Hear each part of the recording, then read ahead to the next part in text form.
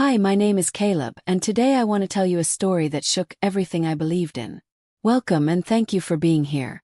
If stories that touch the soul and challenge the mind move you, I invite you to like this video and subscribe to the channel. What I'm about to share isn't just a story. It's something that felt like a message from heaven written just for me. Maybe even for you. It all started yesterday afternoon, when I heard a sound that still rings in my mind. The slam of the front door. My father had stormed out after another argument, one of those fights where silence screamed louder than words. I'd never seen him that angry, not even when we buried my mother. I sat down in the living room, hands trembling, trying to process what had just happened. My eyes drifted toward the old wooden shelf where my grandfather's Bible rested. I hadn't opened it in years. Not since I stopped believing that verses could actually mean something to me. But something strange compelled me that day. Not just guilt or sadness. Something deeper, like I was being pulled. When I lifted the cover, the pages fell open naturally, as if guided by an unseen hand. The name at the top of the page hit me like a thunderclap. Malachi. The last prophet before centuries of divine silence. I had read about him before, vaguely, but now his words stared back at me with an intensity one couldn't explain. And then I read it. I will send the prophet Elijah to you before that great and dreadful day of the Lord comes. He will turn the hearts of the parents to their children, and the hearts of the children to their parents. My breath caught. My father had just left, cursing everything and everyone. And now here was a verse about reconciliation, prophecy, warning. It felt like it wasn't just a passage. It was pointing to him. And the terrifying part. That wasn't the only verse that felt like it had been written yesterday. Because further down in the same chapter were words I had never fully understood. Until now. Words that matched exactly what my dad had said before slamming the door. Words about judgment. About fathers abandoning their purpose. About fire. I couldn't stop reading. The room felt darker, heavier, like the air itself was pregnant with meaning. I held the Bible tighter. That's when I remembered what my dad had done yesterday morning. Something no one else knew but me. Something that the book seemed to describe without missing a beat. Head. Continua. He had burned something in the backyard. First I thought he was just cleaning up trash. But when I looked out the window, I saw him standing over a small fire pit we hadn't used in years. The smoke rose thick and fast, but it wasn't the smell of leaves or paper. It was sharp, chemical, like something plastic or synthetic. I was too stunned to ask him what it was. He didn't look at me. Just fed the flames like he needed them to consume whatever it was. Now, with the Bible still open in my hands, those verses from Malachi came back to life in my mind. Surely the day is coming. It will burn like a furnace. All the arrogant and every evildoer will be stubble. I could still see the charred bits of something dark, twisted like fabric, left behind in the ashes. I remember wondering if it was clothing, or worse, something personal, something tied to guilt. I began flipping back through the pages, heart pounding. I needed answers. I wasn't someone who usually did this, searching scripture for signs. But yesterday it felt like I was no longer just reading. I was being read. And then I found it. You have spoken arrogantly against me, says the Lord. Yet you ask, what have we said against you? You have said, it is futile to serve God. That's exactly what my father had said. He stood in our kitchen just hours before the fire and muttered, serving God did nothing but get me pain. I'm done with it.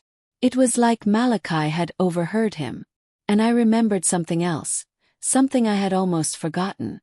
When I was a boy, my dad used to read Malachi to me during thunderstorms. He'd say it was the last voice from heaven before the silence. That it was special. That it meant something. That one day God would speak again just like that. Now he was the one turning away.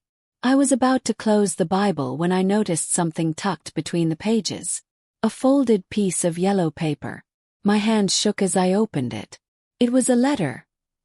In my dad's handwriting. If you're reading this, it means I left. Maybe not forever. maybe just to find out who I really am. But I needed to burn the lies. All of them. He signed it. Your father. But not your prophet. I sat frozen. What lies? What was he trying to destroy? And why Malachi? I didn't have answers. But I had that letter. And the fire. And a growing fear that the prophecy wasn't just about ancient Israel. Maybe it was about my house. Maybe it was about me. I folded the letter slowly, like it might dissolve in my hands if I moved too fast. My heart was racing, but not from fear, at least not just fear. There was something else, something deeper. A sense that my father was carrying a truth too heavy to speak.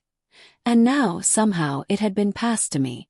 Hey, before I go further, if this story has touched something in you, if it's made you think twice about the weight of words, prophecy, or even silence, don't forget to like this video and subscribe. These stories are more than just tales. They might be warnings. Or invitations. Or both. I couldn't sleep that night. I kept staring at the burned spot in the yard, the blackened earth like an open wound in the middle of the grass. I couldn't help but wonder, what else had my dad hidden? What else had he burned? I decided to go back to his study, a place I hadn't stepped into since Mom died. The room was untouched, like a museum exhibit frozen in grief. Dust on the bookshelves, unopened mail in a neat pile, and that old wooden desk where he used to sit and write sermons back when he still preached. I remember being little, sitting on his lap while he flipped through Bible commentaries and underlined verses like they held codes to the universe. But the man who wrote that letter, he wasn't that man anymore. I opened the drawer and found a journal. It was newer than the others, with a leather cover and a lock that had long since broken.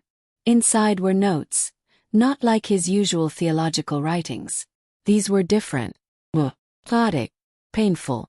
Scrawled across one page in red ink were the words, "I saw the fire in the prophecy before it came to my door." Another page had this, "What if the silence of God is the loudest warning of all?" I flipped faster, now obsessed.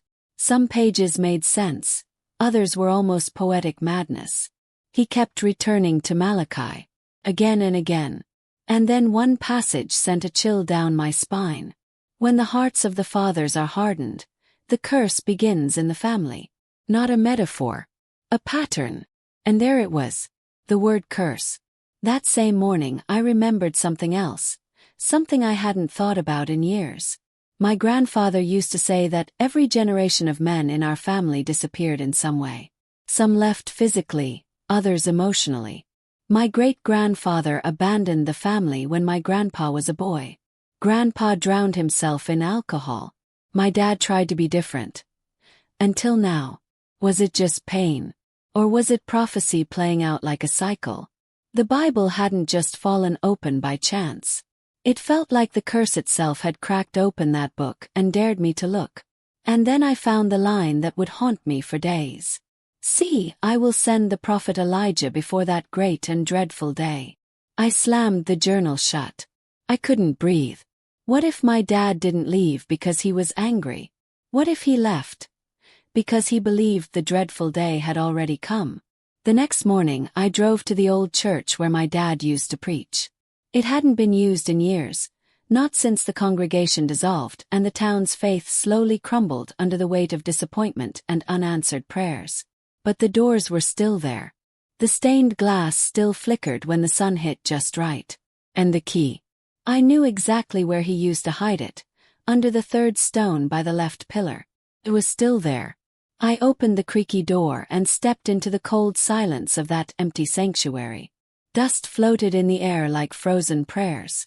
I walked slowly toward the pulpit, each step echoing through the hollow space. This was where my dad used to read Malachi aloud, thunder in his voice, fire in his eyes. Now there was only silence. I climbed the steps and stood behind the pulpit, looking out at the worn pews. I imagined the faces that once filled them. They meant tears, a hope. Then I saw it. His Bible. Still there. Still open. To the book of Malachi. But there was something new tucked inside. Another note. If you've made it here, you already know too much. But you need to hear this part. The prophecy wasn't just about hearts turning. It was about time. Window. A final call before the silence becomes permanent. My hands trembled. He had written dates. His own calculations based on something in Malachi's timeline. It looked insane at first. But the more I read, the more it terrified me. The day I burned the past wasn't random. It was marked. The end of the fourth generation. Me. I remembered what he said once, when I was just 12 and asking if prophecy still happened. God doesn't always speak with thunder. Sometimes he just lets patterns unfold. And if we're not watching, we become the curse. I sat down in the front pew, the note still in my hands, heart pounding in my ears. He believed that something had been passed down, something dark. That his silence, his pain, his failure to reconcile with me, wasn't just about him. It was about all of us. A spiritual inheritance. And by burning what he did, whatever it really was, he thought he could break it. But if he was wrong, then maybe I was next. Then I remembered one last verse from Malachi, barely readable from the old stained page. Or else I will come and strike the land with total destruction. That word again. Destruction. Suddenly, I didn't know if this was about my father, or if I was now the one being warned. I left the church in a daze, clutching the note like it was sacred, even though every word inside filled me with dread. I didn't drive home. I didn't know where to go. I just parked the car by the lake, the same lake where my dad used to baptize people when he still believed in transformation. The water was still, perfectly still, like it had been waiting too. I sat there for hours going over everything. The fire. Prophecy. The journal. The letter. The silence. That night I had a dream. Or maybe it was something more. I was standing in the church again, but this time it was full. Not just full, overflowing. Every pew was packed with people I didn't recognize, but they were all weeping. And behind the pulpit there was my father. He looked younger, clear-eyed. But instead of preaching, he was reading something. Malachi again. And then he looked at me. Just stared at me. You still have time, he said. But not forever. I woke up gasping, drenched in sweat. It was 3:33 a.m. That number haunted me all day. At 3:33 p.m. the phone rang. It was a hospital. They'd found a man unconscious near a bus stop on the edge of town. No ID. Just a slip of paper in his pocket with my name and number written on it. It was my father. When I saw him in that hospital bed, I barely recognized him.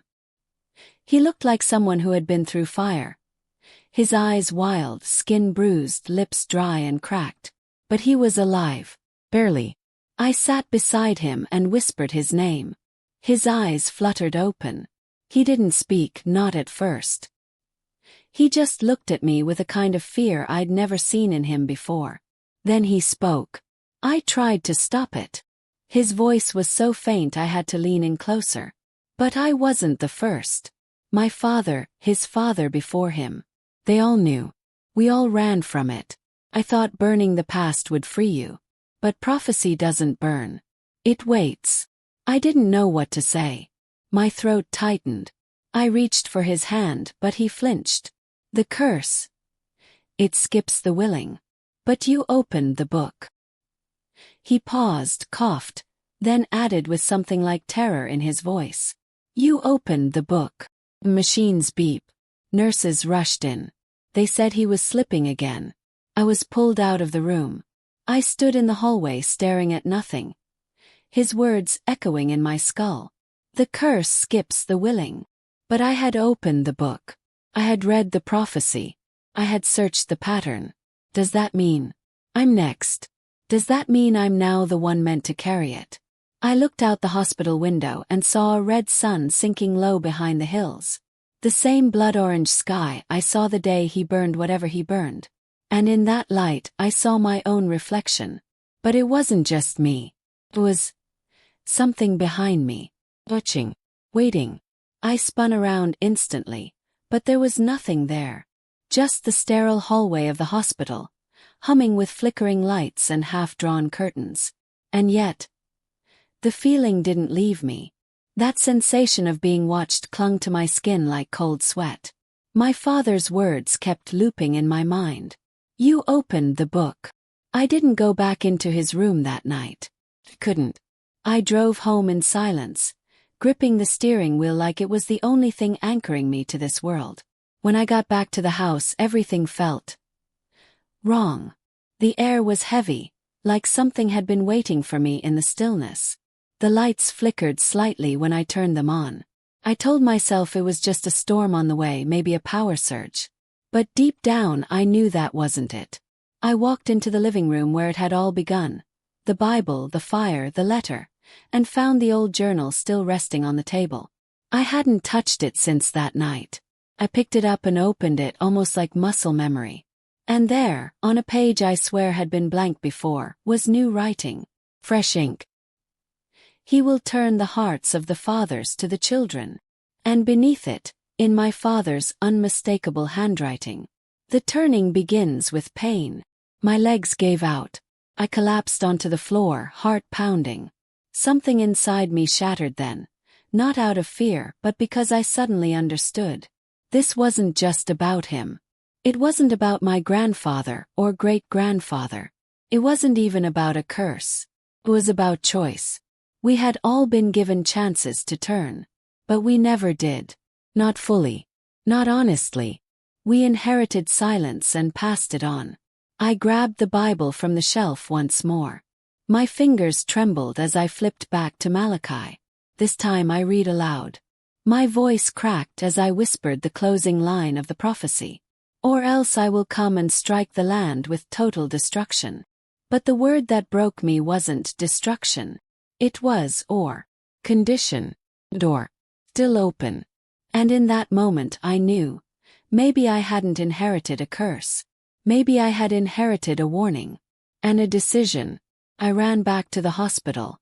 By the time I got there, visiting hours were over. But I begged the nurse. Pleaded. Told her my father might not wake up again if I didn't speak to him now. She hesitated. Then silently pointed toward his room. He was asleep or unconscious, I couldn't tell. Tubes in his nose. Monitors beeping in a tired rhythm. I sat down next to him and took his hand in mine. Dad, I whispered. You don't have to carry this anymore. I don't want to be another broken man in a broken line. I want to turn. I want us to turn. And then, his fingers moved. His eyes didn't open. But one tear rolled down his cheek. And I knew he heard me. I don't know what tomorrow brings. But tonight I believe in the or. And I believe that prophecy is not always about fire. Sometimes it's about forgiveness. The days that followed were a strange kind of quiet. Not silence like before, the oppressive, painful void that used to hang in the house, but a quiet that felt sacred. Like the world itself was holding its breath, waiting to see what I would do next. My father remained in the hospital, stable but still unconscious. The doctors said it could go either way. I visited him every day, reading to him from Malachi and sometimes just sitting in silence, hand in hand. It was a kind of communion, even if he never opened his eyes again. But something had shifted in me. I started going back through everything he left behind. Not just his journals or the Bible, but old recordings, letters, photos. I pieced together a portrait of a man who had tried, desperately, to outrun pain, to outrun God. And then, at the edge of the cliff, turned around and tried to warn the next in line. And that next was me. I found an envelope tucked inside his old coat. My name on the front, in faded ink. Inside was a single sentence written on the back of an old photograph of the two of us fishing. Break the silence, son. No instructions. No explanation. Just that. I carried that sentence with me like a flame.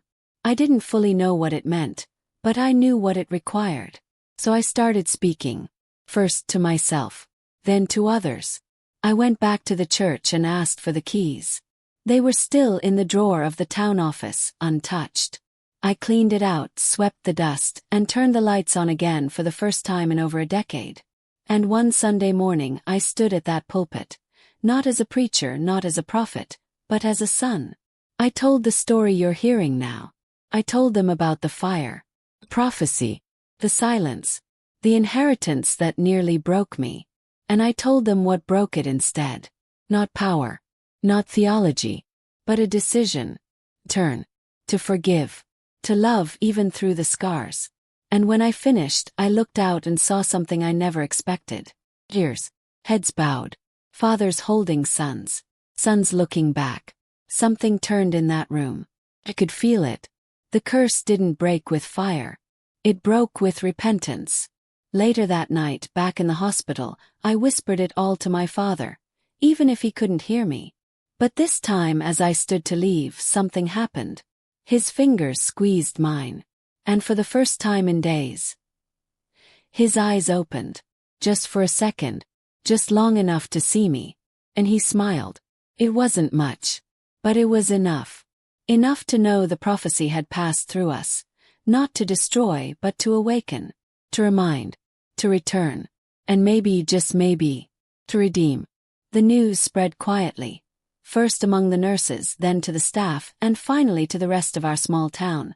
My father had woken up. He couldn't speak yet. His body was still weak, like he'd been carried through a storm and barely made it back to shore. But his eyes, they were alive. They followed me when I read to him. They flickered with something I hadn't seen in him for years. Oh. One afternoon, a week after he woke, I brought him the photo he'd written on. The one of us fishing with those 4 final words. Break the silence, son. He held it in his hands like it was something holy. And then, with great effort, he turned to me and whispered, barely audible. You did. Broke. Not into pieces like before. I broke open, like the ground finally splitting to let something grow. That night, I went home and lit a candle in the living room. I sat in front of the Bible, the same one that had opened to Malachi. I didn't touch it. I didn't need to. It had done its part. The prophecy had spoken, but not like thunder or wrath. Had spoken through choice. Through healing. Through a whisper. The next Sunday, I opened the church doors again. I didn't prepare a sermon. I just invited people to come and listen. And slowly they did. People who hadn't been inside a church in decades. People who said, I stopped believing a long time ago. People who had stories, grief, silence just like mine. I didn't preach. I just shared. And I watched as others began to break the silence too. Fathers asked for forgiveness. Children opened up. Men cried who had sworn they never would. Women prayed with voices they thought had been forgotten. Something turned. Not just in them. Me. In us. And every time I think back to that first night, to the fire, to the open Bible, to the trembling that overtook me when I read Malachi's words, I realize now it wasn't just prophecy being fulfilled. It was an invitation. To stop running. To listen. To return. Because the God of Malachi didn't go silent because he was done speaking. He went silent, so we would finally hear him again. And this time I did.